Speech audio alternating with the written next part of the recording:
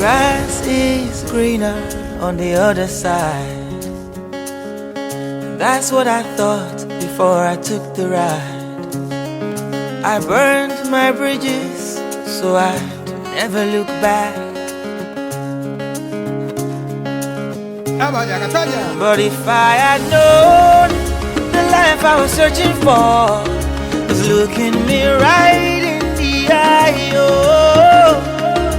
If I had known the life I was searching for was already my own.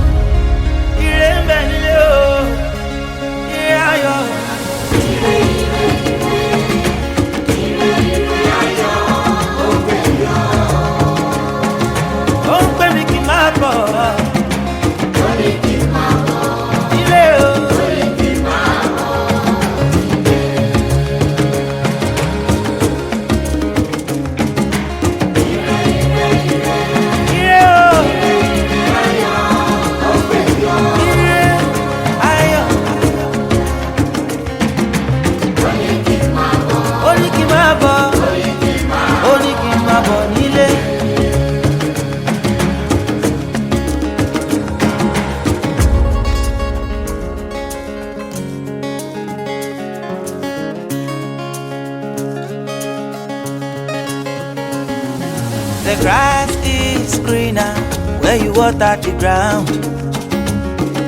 That's what I found when I took the ride. I realized the mountain I've been climbing is nothing but sand, yo. I didn't know I already had the answers. No, I didn't know.